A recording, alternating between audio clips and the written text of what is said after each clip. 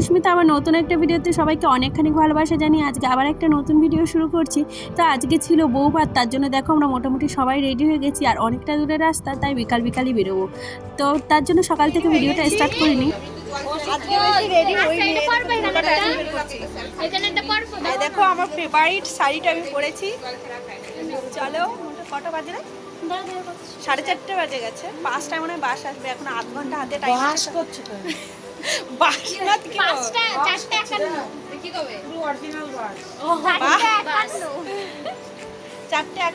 4:51। হ্যাঁ, তাহলে 5টা আর রেডি হবো না, বাসে বসে রেডি হবো। লোক উঠে গেছে সেটা দেখাও।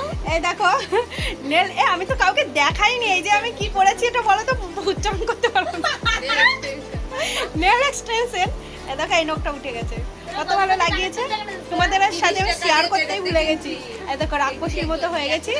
তো চলো, এই যে ঈশা আমাদের বাসে বসে সাজিয়ে দেবে, ওর জন্য যত মেকআপ করেছে সব নিয়ে গেছে। তো চলো বাসে গিয়ে আবার সবার সাথে রেডি হয়ে গেছি। আর এখন আবার এখন বেরোবো, চুলটা ছাড়বো এখানে গিয়ে। এখন বাসে যাবো তো অনেক দূর, ওই জন্য চুলটা বেঁধে নিয়েছি। আর আজকে বেশি সাজিওনি, যেহেতু অনেকটা রাস্তা যাবো। হেঁটে হেঁটে যাচ্ছি এখন বাসের কাছে। আমি সবাই একটু হাই বলে দাও। এখন বাসের জন্য ওয়েট করবো, অনেকে পৌঁছে গেছে। যেহেতু বাসটা একটু দূরে ছিল, তার জন্য হেঁটে হেঁটে চলে এসেছি। আর দেখো মোটামুটি সবাই রেডি হয়ে গেছে, আর সবাইকে কিন্তু বেশ ভালোই লাগছে। যাই হোক, তোমরা কোথা থেকে ভিডিওটা দেখছো প্লিজ বলো তো। আমার মেকআপ আর্টিস্ট যাচ্ছে আমার সঙ্গে। এই যে আমার আনিশা, একে তো দেখাতেই ভুলে গেছি আমার মেয়েকে। আমার কাছেই থাকে না। চেপে পড়েছি আর চালানো শুরু করে দিয়েছে। আর আমি তো অনেক দূরের রাস্তা, 5 ঘন্টার রাস্তা, পুরো যেতে যেতে কাহিল হয়ে যাবো, মানে বমি করতে করতে কাহিল হয়ে যাবো। জানি না লাস্ট ফিনিশিং পর্যন্ত আমি কি সিচুয়েশনে থাকবো। চলো দেখি কেমন কি সুস্থ থাকি, সেটাই এখন দেখার পালা। আর যদি ভালো আর একবার ভিডিও করবো, না হলে করবো না। আর এই দেখো, এই দেখো সবাইকে দেখে যাও, জ্যান্ত অবস্থায় যাচ্ছে, সব কিন্তু আটকাইল হয়ে যাবে। আমি সাজে আসি না।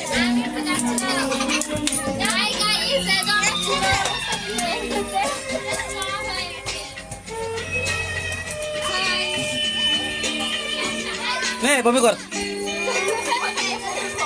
একবার বমি করা হয়ে গেছে, তারপরে পাশে একটা ডাক্তারি করে, জানো তো, উনি নেমে এমন একটা ওষুধ দিল যে সুস্থভাবে যেতে পারছি। না হলে এই মেকআপ আমি কিছুই করতে পারতাম না। আমার এত অবস্থা খারাপ হয়েছিল, মানে ওঠার আধ ঘন্টার মধ্যেই আমার একবার বমি করা হয়ে গেছে। তো তারপরে শুয়ে পড়েছিলাম, এমনিতেই আনিশা ছোট। তারপরে এই যে চলে এসেছি, মোটামুটি এখন বাজে 10:30। বুঝতে পেরেছো, 5টায় মানে বাসে উঠেছিলাম আর 5:30টায় পৌঁছেছি। তাহলে কতটা রাস্তা, আর প্রচণ্ড কষ্ট হচ্ছিলো। আর রাতে তো আনিশা ভালো একটা ঘুম দিয়ে নিয়েছে। যেই বিয়ে বাড়ি ঢুকেছি সেই অমনি মেয়ের কান্না শুরু। কান্না আর কে দেখে, এত আমরা হাসানোর চেষ্টা করছি যে এত কান্না করিস না, তাহলে তোদের মেকআপগুলো সব নষ্ট হয়ে যাবে। কি বলো তো, একটা মেয়ের যে কতটা কষ্ট হয় তার বাপের বাড়িটাকে ছেড়ে এসে একটা নতুন পরিবেশে নিজেকে মানিয়ে নিতে, সেই জানে। সম্পূর্ণ অচেনা লোক, সম্পূর্ণ অচেনা জায়গা, কি করে যেন এক রাতের জন্য সব কিছু পর হয়ে যায়, তাই না? যাই হোক, এক বোনে তো কান্না থামছিল না, আর একটা বোন চলে এসছে। তো সবাই মিলে কান্নাকাটি করছিল আর বলছিল কাকিমা বোন কই, মানে আমার মেয়েকে খুঁজছিল। তো ওকে দেখেও সেই জড়িয়ে ধরে একই কান্না। আর দেখো আমি তো ফুল রেডি হয়ে গেছি, বলো আমাকে কেমন লাগছে। যাই হোক, বাসে প্রথমে ভিডিও পোস্ট করেছিলাম, বাট তাতে কপিরাইট এসেছিলো, যার জন্য আমার সব ভয়েস কেটে আবার আমাকে প্রথম থেকে ভয়েস দিতে হচ্ছে। কেননা কি বলো তো, গান চলছিল পাশে, আর অনেকগুলো টিফিন আমার হাতে দিয়ে আমাকে বসিয়ে রেখেছিলো। তারপরে এই যে জামাই নিয়ে এসেছিলো হলো মানে খাট দেখাতে যে কেমন সাজানো হয়েছে। আমি বলছি বেশ ভালো হয়েছে। সব থেকে মনে হয় মানে যে যত বিয়েতে গিফট দিয়েছে, এই গিফটটা সব থেকে বেটার। ওরা একটা বন্ধু দিয়েছে। দেখো, সব জিনিস দিলে নষ্ট হয়ে যাবে, বাট এই স্মৃতিটা কিন্তু সারা জীবন থেকে যাবে, তাই না? আর এইদিকে আমরা সবাই মিলে একটু গল্প করছিলাম, একটু ছবি তুলছিলাম। কি বলো তো, এখন বিয়ে বাড়ি বা কোথাও যাও তোমার ছবিটা মাস্ট, মানে ছবি না তুললে মনে হয় সব মানে কি হয়নি। যাই হোক, এই যে ছবি তোলা হচ্ছিল আর এদিকে আবার দিচ্ছিল পনিরের পকোড়া। তো আমি প্রথমে পনিরের পকোড়াই ভেবেছি, বাট খেয়ে দেখলাম সয়াবিনের পকোড়া। প্রথমে আমি বুঝতেই পারিনি, বাড়ি এসে আমি সবার কাছ থেকে শুনি ওটা আমি নাকি সয়াবিনের পকোড়া খেয়েছি। যাই হোক, খেয়েছিলাম যখন তখন কেমন লাগছিল। আর এই যে সবাই এখানে বসে রয়েছে, তারপরে একটু ডান্স করতে এসেছিলাম। আর একটাও আমি তোমাদের রিয়েল ভয়েস দিতে পারছি না, কেননা একবার কপিরাইট পড়েছে, সেই ভয়ে আর দিচ্ছি না। তো বিয়েবাড়ি এসেছি, কাকিমা হয়ে ডান্স করছিলাম, কেমন লাগছিল তাই একটুখানি নেচে আমি ছেড়ে দিয়েছি। যদিও আমার হাজব্যান্ড বলেছিল নাচো, আমি আবার একটু আনিশাকে ডাকছিলাম, হাই নাচতে আয়। যাই হোক, আমাদের তো নাচার পর্ব শেষ। এইবারে মেয়ে জামাই এসছে বলে আমি আর নাচলামই না। দেখো, কাকিমার মেয়ে জামাই যত হোক একটুকু তো সম্মান দিতেই হবে, তাই না? আর এদিকে তো আমাদের জামাই কিন্তু বেশ ভালোই নাচতে পারে, সত্যি বলছি। বুঝতে পারছো কী গানে? যাই হোক, আমি ফার্স্ট টাইম নাচটা দেখছি। তারপরে এই যে খেতে চলে এসেছি, খিদে পেয়েছে, মোটামুটি 12:30 বাজে।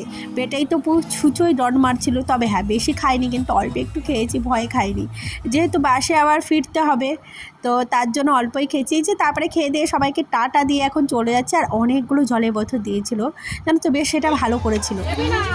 বাসে চলে এসেছি, এখন মোটামুটি ওই 1:10-15 বাজে। তো এখন বাড়ি যাবো, জানি না কটায় পৌঁছাবো। পৌঁছাতে পুরো ভোর হয়ে যাবে। ওটা রাখো। তো প্রচণ্ড ঘুম পাচ্ছে, কারণ আজকে সারাদিন জামা কাপড় ছাড়বো আর এখন ঘুমাবো, কেননা বাসে ঘুম হয়নি, আনিশা করেছিল, তো তার জন্য। তো চলো, ভিডিওটা আমি এখানেই শেষ করছি। ভিডিওটা ভালো লাগলে প্লিজ একটু লাইক করেছো। তো আজকে আমার টাটা, দেখা হচ্ছে আবার নেক্সট ভিডিওতে। এখন টেনে একটা ঘুম দেবো।